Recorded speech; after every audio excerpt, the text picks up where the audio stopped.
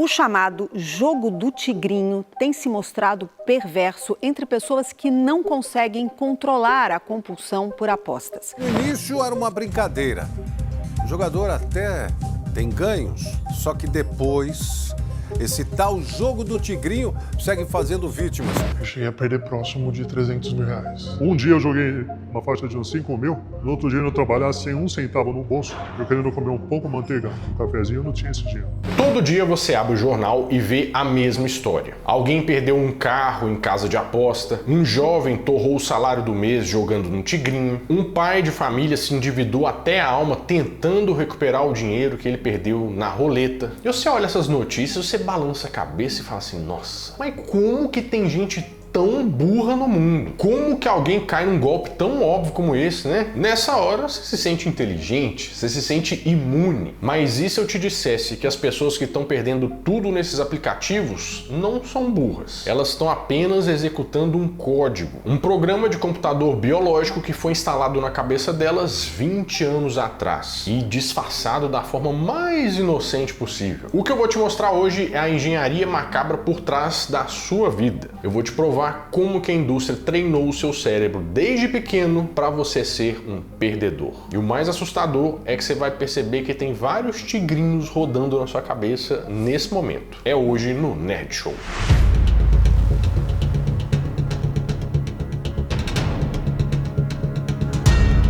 Fala, meus queridos amigos, como estão vocês? Vocês estão bom, né? Bom, como a gente falou sobre o jogo do tigrinho ou as bets, né, que são aqueles assuntos mais nevrálgicos para a sociedade brasileira atualmente, a gente tem que entender o contexto de como que eles chegaram aqui, que foi a partir de 2018. Antigamente, você deve lembrar que a partir dos anos 2000, mais ou menos, os cassinos e os jogos de azar foram proibidos aqui no Brasil, né? Mas meio que do nada, essas tais casas de aposta começaram a chegar por aqui. Para regulamentar essa área, foi editada uma medida provisória que fixa regras para a operação no Brasil. As empresas, mesmo as que têm sede no exterior, terão que pagar uma licença de 30 milhões de reais e serão taxadas em 16% sobre a receita. Essa liberação aconteceu no governo do Michel Temer em 2018, num dos últimos atos dele como presidente, né? Que ele meio que liberou as casas de aposta a operarem aqui no Brasil, com algumas outras condições, mas a coisa era bem livre. O grande pleito naquela época era aprovar o jogo em geral, os cassinos no Brasil. E eu sempre resisti à ideia dos cassinos, né? Mas daí houve essa ideia intermediária, que era apostas, bets, etc, né? E foi no final do governo até que eu autorizei, né? Eu não sei se faria diferente, eu confesso que porque aqui no Brasil também, toda vez que você recua, você é criticado. Mas o recuo é uma coisa democrática. E o Michel Temer foi perguntado sobre isso, claro, por causa dos efeitos colaterais que as apostas causaram na nossa sociedade. A gente vê vários problemas, vários relatos de pessoas que não se deram bem com isso. Eu não jogo mais pelo dinheiro, é mais pela emoção, sabe? O prazer de estar ali jogando, de estar apostando. Cheguei a vender celular, cafeteira, sabe? Caixa de som.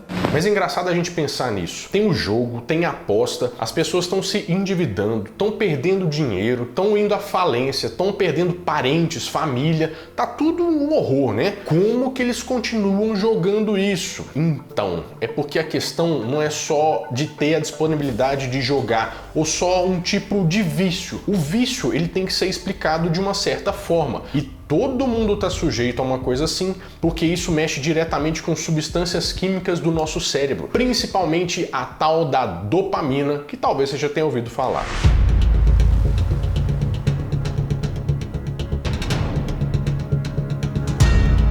Muita gente fala que a dopamina é o hormônio da felicidade, mas isso não é verdade. A dopamina é o hormônio da antecipação, é o hormônio que te dá vontade de fazer as coisas. A dopamina é um neurotransmissor, ou seja, é uma molécula que funciona como mensageira química. A dopamina é essencial para a nossa motivação.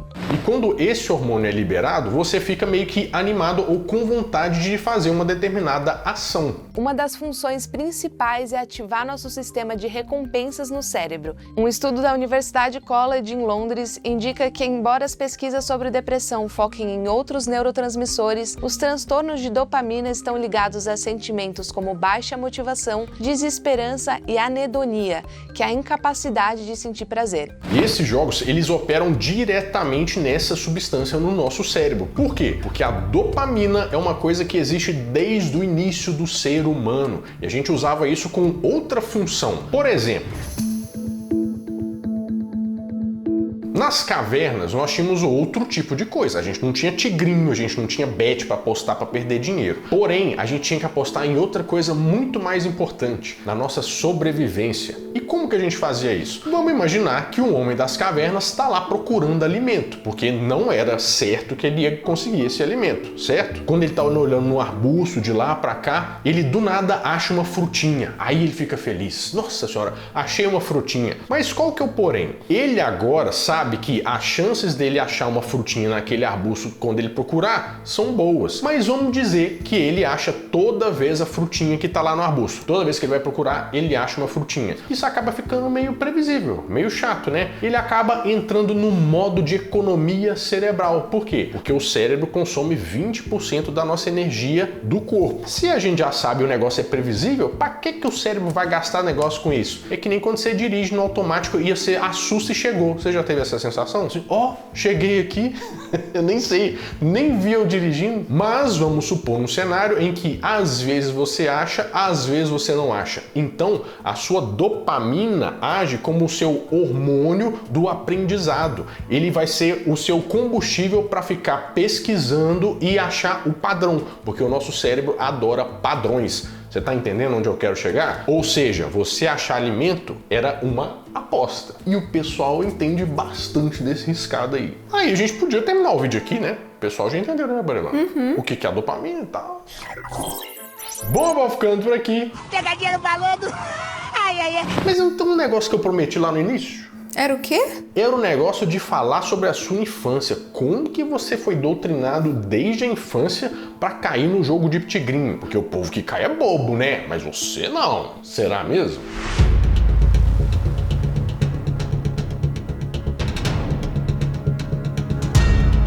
A gente já entendeu a mecânica e entendeu como que ela é utilizada hoje em dia. Mas é muito interessante a gente pensar como que isso começou e meio que por acaso, principalmente comercialmente falando. A nossa história começa em 1880 com a indústria do cigarro, do tabaco. Nessa época existiam muitas marcas de cigarro, né? O pessoal sempre fumou pra caramba. Nunca teve uma Eliana pra falar não para as drogas. Mas o que acontecia? Essas embalagens de cigarro tinham um pequeno problema, porque é um produto muito, vamos dizer, sensível, né? Ele não tem uma resistência e tal. Molhou, ele acontece uma coisa, amassou, ele amassou, é um problema. E o pessoal da indústria lá, de uma marca, resolveu que seria bom criar um suporte para deixar essa caixinha mais robusta, né? Como se fosse de papelão de fundo. Mas o que eles fizeram? Eles começaram a pôr isso e tiveram a ideia. Que tal se a gente começasse a imprimir algumas coisas no verso desse negócio de suporte? Aí pode pôr uma figura do esporte, uma celebridade e tal, só para ficar bonitinho. Acabou que depois de um tempo as pessoas começaram a comprar muito mais um cigarro para achar determinada imagem, porque eles estavam começando a colecionar, do que pelo próprio vício do tabaco. Até as crianças começavam a comprar esse negócio, né? E eles começaram a ser conhecidos como cigarette cards. E você pode pensar assim que é uma coisa bem antiga e tal, que a gente nem vê mais. Mas a carta mais valiosa do mundo é um cigarette card que foi vendido no último leilão por mais de 7 milhões de dólares, que era um jogador de beisebol daquela época, né, muito famoso, que até processou a fábrica de cigarro, porque como assim imprimiram a minha cara, eu não recebi nada e nem falaram comigo, né? Mas a carta está aí, isso só deu mais valor à carta. E quando a gente fala de aposta, claro que a gente lembra também naquelas máquinas caça-níquel, né? Que a primeira foi criada em 1895 por um cara da Alemanha que foi para os Estados Unidos, ele era mecânico, mas, né, uma hora ou outra, ele resolveu criar essa coisa de aposta, que se chamava Liberty Bell. Os cards vieram para mostrar que as pessoas queriam colecionar alguma coisa. Já essa máquina veio para mostrar que o quase ganhei era uma coisa muito poderosa para deixar o cara viciado. Por quê? A pessoa puxava a alavanca, 3 roletas começavam a rodar e sempre dava 2 resultados iguais e um terceiro que era diferente. A pessoa ficava doida e ficava pensando, na próxima eu vou ganhar. E isso com certeza deixava o negócio muito mais viciante. Bom, mas esses andaram para que as coisas da nossa infância pudessem correr. Chegou Batmania Pepsi. São 6 copos incríveis com Batman. Para ganhar, junte 7 tampinhas de rosco 15 comuns e troque por um copo.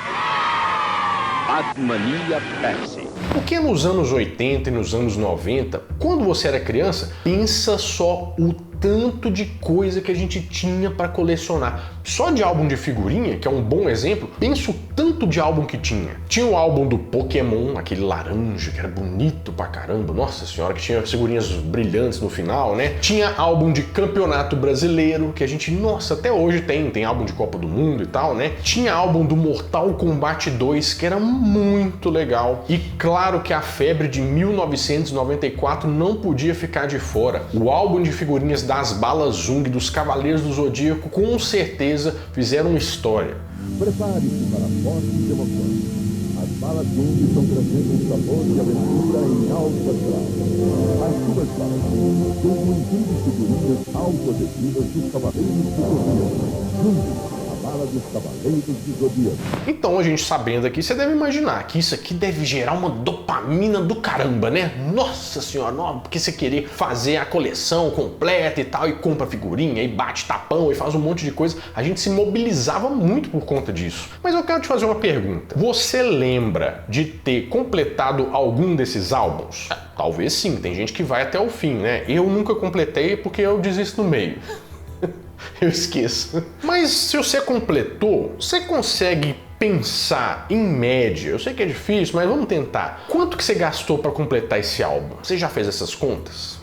Eu acho que se fizer vai ficar triste, né? Mas vai pensando, enquanto você tá lembrando, eu vou te contar outra coisa. Eu tô te falando sobre os álbuns de figurinha porque o pessoal entendeu que isso poderia ser um grande mercado, né? Mas como que eles entenderam isso? A história não começa exatamente com a Panini, mas com alguns experimentos de pessoas que trabalhavam para outro tipo de coisa. Um deles era o Ivan Pavlov. O Ivan Pavlov, que inclusive ganhou o prêmio Nobel lá de medicina, não tem nada a ver com isso que ele estava pesquisando. Ele estava pesquisando sobre o sistema digestório dos au-aus, dos cachorros. Mas só que ele percebeu um negócio meio que por acaso assim. Ele percebeu que toda vez que o assistente dele chegava na sala para dar comida para os cachorros, eles começavam a salivar. E depois de um determinado ponto, não só de ver a comida, só de ver o assistente dele, os cachorros começavam a salivar. Ele achou isso estranho, falou assim, gente, esses cachorros estão babando só de ver o negócio. Será que eles estão lembrando da comida? Aí o que ele fez? Ele resolveu fazer um experimento para ver o que aconteceria se ele colocasse um som específico dando comida para esses cachorros. Se ouvindo esse som, eles também lembrariam dessa sensação. Dito e feito. Ele colocou um metrônomo, aquele de música que fica contando lá o tempo, e a hora que os cachorros começavam a ouvir esse metrônomo, eles começavam a salivar. O que esse Pavlov pavimentou? Que a sensação auditiva pra gente também dá uma sensação diferente. Você já tentou abrir um pacotinho de figurinha e dar uma cheirada ou ouvir o barulhinho do plástico, o tanto que isso é bom? O tanto que isso dá um prazerzinho? Vamos lá. Abrindo mais alguns pacotinhos aqui com vocês, ó. Pois é, a gente também é condicionado por isso e o pessoal conhece. Mas eu acho que o principal exemplo e o mais assustador de todos foi o que veio depois disso. Você já ouviu falar no experimento da caixa de Skinner?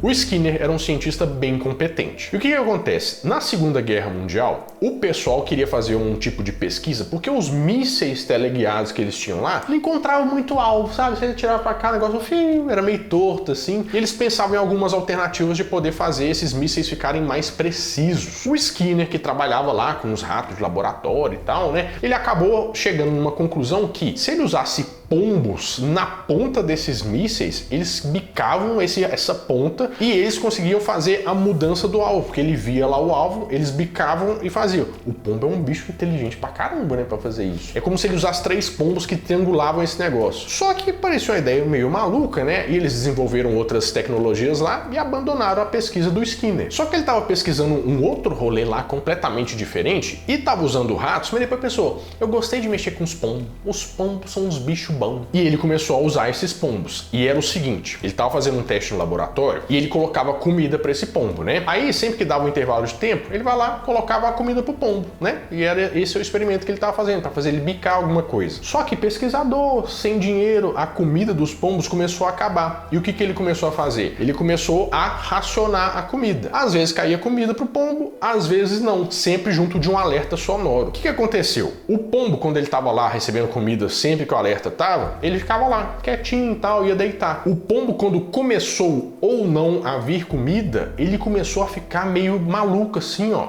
Ele não sabia muito o que fazer. O pombo começou a reagir. Ele achou que o pombo ia desistir e o pombo ficou mais sedento para ver se tinha ou não comida. Você lembra do nosso exemplo lá das coisas das cavernas, da frutinha? Era mais ou menos isso. O Skinner estava começando a provar isso. E com o pombo bicando loucamente para ver se tinha comida, nasce o conceito de recompensa variável. Ou seja, a gente não sabe se vai vir a recompensa. E é isso que deixa a gente maluco para ver se tem. There is a good example of how you can move from the pigeon to the human case, because one of the schedules which is very effective with rats or pigeons is what we call the variable ratio schedule, and that is at the heart of all gambling devices and has the same effect.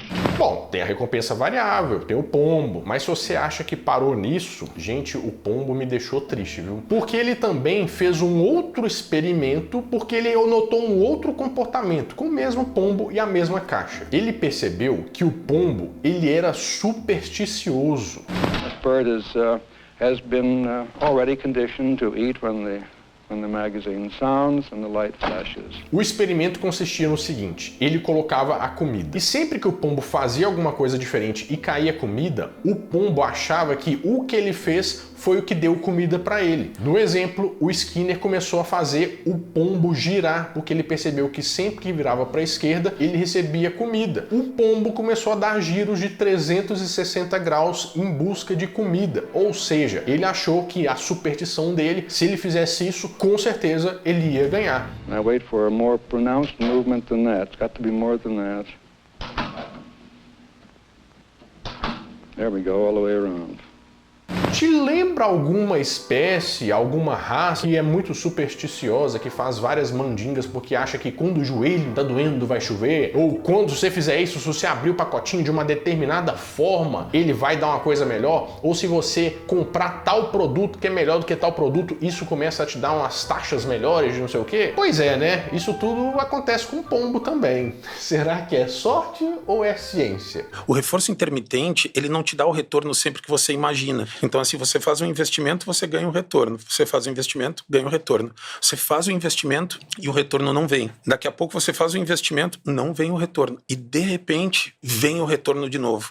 O reforço intermitente é um mecanismo que faz com que a gente fique muito conectado e com uma expectativa muito grande de que alguma coisa boa pode vir a acontecer. E ele continua acontecendo se você perder várias vezes porque você acha que, em algum momento, isso vai acontecer de novo. Mas voltando pro seu para-casa, porque você tem um negócio aí, né? Você lembrou quanto que você gastou aí do negócio? Não, né? Normalmente a gente não lembra quanto que a gente gastou. Sabe por quê? Porque tem um conceito que é a falácia do custo afundado. Você já percebeu que quando a gente... agora eu já vim até aqui mesmo, agora eu tenho que comprar o resto, porque senão eu perco tudo que eu juntei até agora? Pois é, a gente tem essa tendência mesmo, né? Isso tem até dados científicos sobre isso. Mas eu vou te explicar o porquê que é melhor você não lembrar mesmo, não. Porque o problema do colecionador de cupons vai te doer na alma.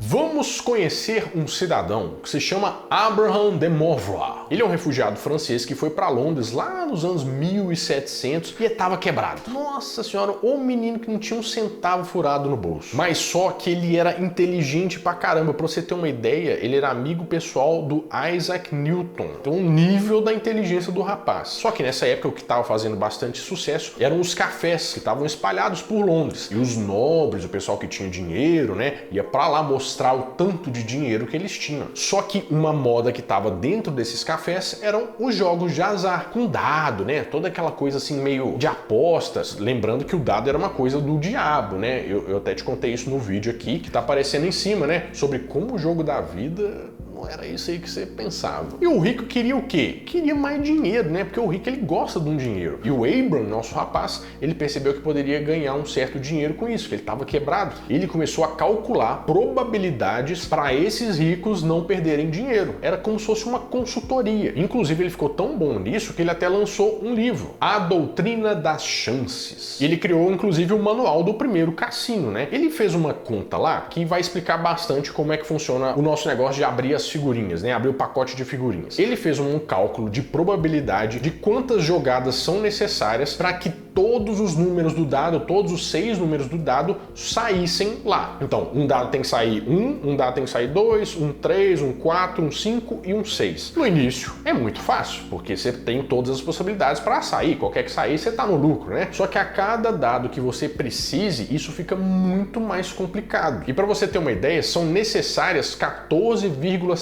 jogadas de dado para você ter os 6 números. Para você ter uma ideia, o último dado, para tirar 6, por exemplo, né, você precisa de 6 jogadas de dado para sair ele. O que acontece? Ele queria só ajudar uns ricos, né, que precisavam de ajuda, mas ele acabou criando as bases para toda uma indústria do consumo. Vamos colocar isso aqui no nosso universo? Vamos colocar nos álbuns de figurinha? Acho que vai fazer bastante sentido. Imagina um álbum da Copa do Mundo que tem 600 figurinhas no total, beleza? E cada pacotinho que você compra vem com 5 figurinhas. Quando você compra o álbum e as primeiras figurinhas, é uma festa. O dia que eu fui lá na banca e falei assim, me dá R$200 de pacotinho da Copa do Mundo, eu fiquei feliz pra caramba, foi um dos melhores dias da minha vida. Por quê? Pra você alcançar as primeiras 300 figurinhas, é muito mole, porque aí tem coisa pra caramba, 50% do álbum, é muito fácil, você gasta pouco dinheiro. Termos. O seu cérebro pensa o quê? Ah, isso aí é moleza, eu já tô na metade, agora eu já gastei, tenho que continuar, não é? O que a gente aprendeu? Pois é. Agora imagina que você já colou 590 figurinhas das 600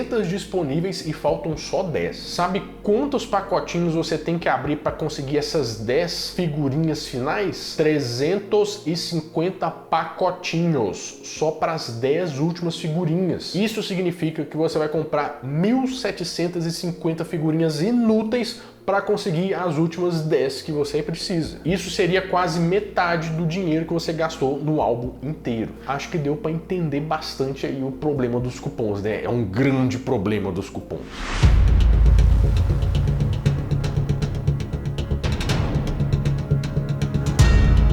Mas o problema dos cupons, ok. As figurinhas da Panini, por exemplo, a Panini jura de pé junto que todas as figurinhas, elas são colocadas nos pacotinhos, não tem raridade, não tem uma que é menos que a outra e tal. As quantidades são todas iguais. Eles juram, a gente confia. Mas e quando as quantidades não são iguais? Quando as figurinhas, por exemplo, elas têm raridade? Isso acontece muito num nicho de mercado que muita gente conhece, que são os card games, os trading card games, ou seja, Magic, Yu-Gi-Oh!, Flesh and Blood e vários outros. E o mais famoso de todos e mais jogado e que eu me encontro no vício, o Pokémon. Por isso que eu posso falar de carteirinha.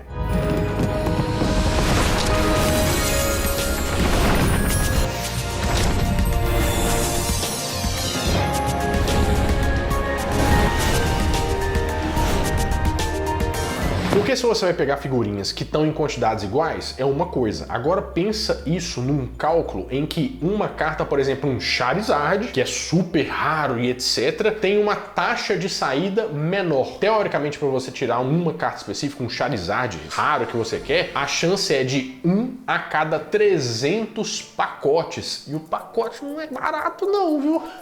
Quanto que custa em média um pacote? Um pacote, ele pode, depende da loja, vai de 9 a 11 reais, mais ou menos. O pacote de Magic, ele já tá custando 35.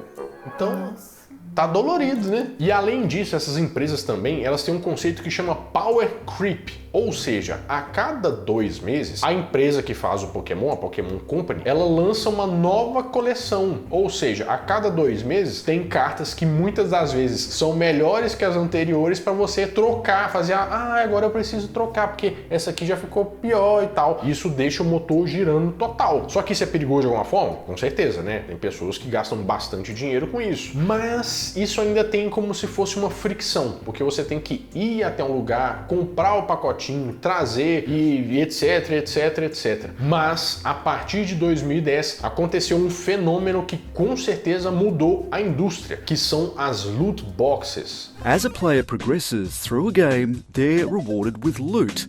That's the name used to describe in-game items that can help you customize your character's appearance. You can earn loot by doing well at the game, or by earning currency that you find along the way. Now you've got money to spend at the in-game store. Ou seja, se você está jogando o FIFA, o EAFC, que eu inclusive jogo bastante, lá tem pacotinhos dentro do jogo para você poder comprar e tirar cartas, a chance de tirar as cartas, que funciona do mesmo jeito lá, da coisa do cupom, de todas as teorias, com a diferença que elas não são físicas, né? É só matemático, é meio que programado, então, enfim. Sometimes these stores are designed to sell just one thing, loot boxes. Think of it as a mystery box. What you get for your virtual cash is a surprise. If you think that sounds similar to gambling, you're not wrong. Mas olha só como é que não tem fricção nenhuma. O seu cartão de crédito já tá lá no negócio da PlayStation. Você só precisa clicar e gastar dinheiro com um pacotinho lá. Dependendo do jeito que você tá, você vai comprando pacotinho e não consegue parar de comprar pacotinho. Não tem dificuldade nenhuma. É que nem comprar na Amazon. Um botão, acabou e plim. E isso acontece não só nos jogos pagos, mas também nos jogos free to play. Sabe os jogos grátis? Que você fala assim, baixei um jogo grátis aqui pra eu jogar, e aí lá dentro tem uns pacotinhos pra você comprar. E no primeiro momento você olha e tal, e não se interessa e tal. Mas o problema é que o jogo de graça é exatamente feito para isso. Eles estão usando em você técnicas de cassino. A verdade é que o cassino, ele precisa de vários estilos de pessoa. Tem 2 conceitos que são muito usados, os minnows e os whales. Os minnows são aquelas pessoas que entram no jogo para jogar e não vão gastar 1 centavo, vai ser aquele que dá oi assim, ó, dá tchau com a mão fechada. Caso de certas pessoas, né? Babarelando, por exemplo. Sim, e eu me orgulho disso. Bater uma salva de palma aqui pro profissional. Pra que essas pessoas servem? Essas pessoas servem como prova social. Por quê? Imagina um boteco que tá lá vazio e um que tá cheio. Qual você acha que é o melhor? O que tá vazio ou o que tá cheio? A gente vai no que tá cheio mesmo pegando fila, né? O papel dos minnows é só validar que o negócio tá cheio e ver todo mundo perdendo mesmo. Porque as pessoas que têm bastante dinheiro ou que não estão nem aí são os whales. Eles gastam uma grana violenta e é atrás desses caras que esse pessoal tá. Esses que vão dar lucro pro jogo. E você pensando nisso, você vê o alvo perfeito. Por quê? As loot boxes, a criança, ela não tem um raciocínio lógico para pensar que ela tá gastando dinheiro de verdade. Porque você compra uma moeda dentro do jogo para você gastar a moeda no negócio, não é? Isso mexe totalmente com a dopamina, dá aquela sensação de dopamina muito grande. Qual é a classe de pessoas que não tem uma dopamina muito bem regulada? As pessoas com transtorno de déficit de atenção, o TDAH. Essas pessoas são alvos perfeitos para ficarem lá abrindo coisas em busca daquela dopamina barata. Assim como ficar nas redes sociais, falando, rolando o feed. Por isso que as pessoas ficam horas e horas fazendo isso. Isso chegou num ponto que vários governos tiveram que agir para que isso não fosse um grande problema. Isso aconteceu com a EA Sports lá em 2017, 2018, quando eles lançaram o Battlefront 2 do Star Wars.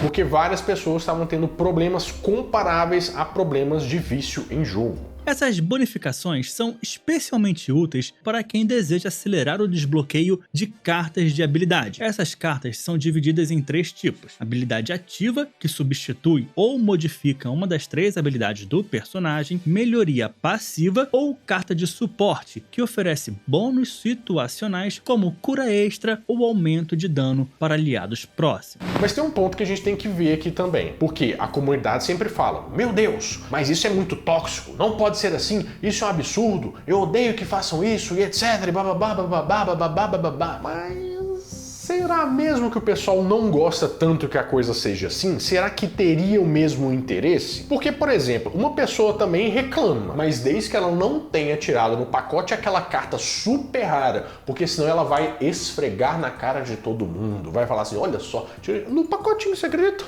Mesmo, é verdade. E sabe por que as pessoas fazem isso? Por causa de um conceito que se chama consumo conspícuo, que foi desenvolvido muito tempo atrás, quando o pessoal começou a comprar coisas fúteis, que normalmente a gente não compra só pra gente, a gente compra pra demonstrar um certo tipo de status, como se a gente fosse melhor do que os outros. O tanto de BYD que tem na rua aí, Song, com parcelas e parcelas a pagar, você sabe, né? Que é mais ou menos isso aí. 300 mil reais no carro, Brelando? Você quer que eu fale a verdade pro seu público ou você quer que eu te concorde? Não, eu quero também, mas eu não quero dar esse dinheiro. Você não quer dar, você nem tem. É, exatamente. Você quer uma prova definitiva disso aí? Olha só, você conhece a Riot Games? A Riot Games é a produtora do League of Legends. Se você não joga, com certeza você já ouviu falar, porque é uma coisa muito famosa. O pessoal faz campeonatos mundiais, em estádios sobre isso. Em 2020, eles resolveram lançar um jogo de cartas que ia se chamar Legends of Runeterra.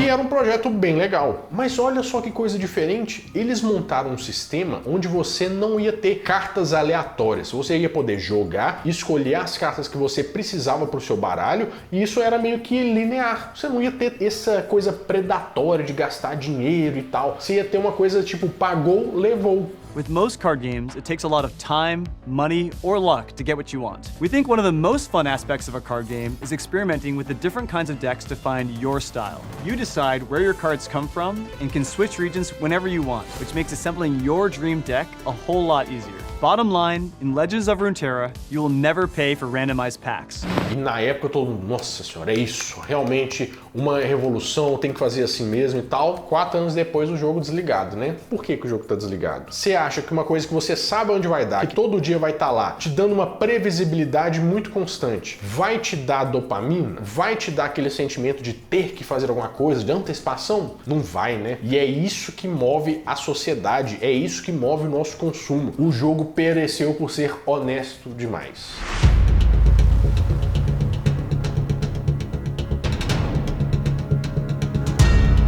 Bom, vendo o vídeo até agora, você deve estar pensando que, mas realmente isso é coisa só pra gente idiota. E eu não caio em nada disso. Isso é uma grande de uma bobagem. Só eu não jogo, eu nunca gastei nada de dinheiro de pacotinho, eu não compro nada de colecionismo, isso aqui não me pega. E vai ver se eu vou jogar Tigrinho, por exemplo. Mas vamos olhar pro seu dia a dia? Talvez a gente pode dar uma pincelada. O Tigrinho é horrível. Nossa, o Tigrinho é nossa, que tristeza. Mas e a Mega Sena? É porque, assim, a Mega Sena, se você parar pra pensar, o conceito de loteria, ele é usado há muito tempo. Inclusive, a muralha da China, ela foi construída com dinheiro de apostas das pessoas. Elas não ganhavam muita coisa, mas a ponte ficou uma beleza. A diferença do Tigrinho e da Mega Sena é só o meio. O Tigrinho tá lá na tela pra você apostar sem nenhuma fricção. O sorteio da Mega Sena é de tempos em tempos, o que não faz você ficar comprando loucamente. Mas se fosse você com aquele sonho de, se eu ganhar na Mega Sena, quantas vezes você já falou isso na vida? A loot box ninguém comprou, mas você com certeza já ficou muito tentado em fazer um day trade da vida, né? Você já viu com certeza algumas corretoras te ensinando a fazer day trade, ou cursos te ensinando a fazer day trade, porque isso é um jeito fácil, você compra um negócio na baixa e vende na alta e é todo dia, fica 24 horas fazendo. Você acha que isso não é dopaminérgico de forma nenhuma? Não pega de jeito nenhum.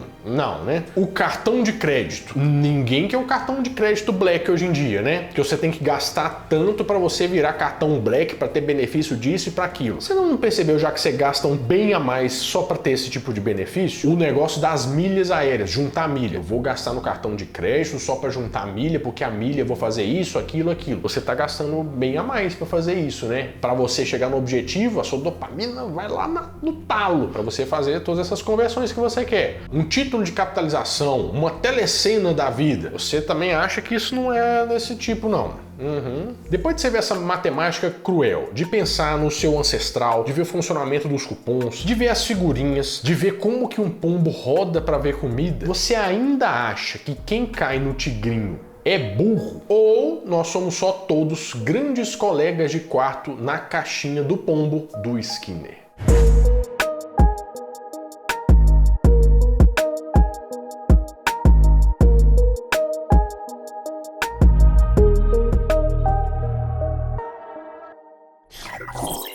Bom, eu vou ficando por aqui, mas toda semana eu volto com mais um vídeo quentinho, fresquinho, crocante pra vocês. Então, adeus!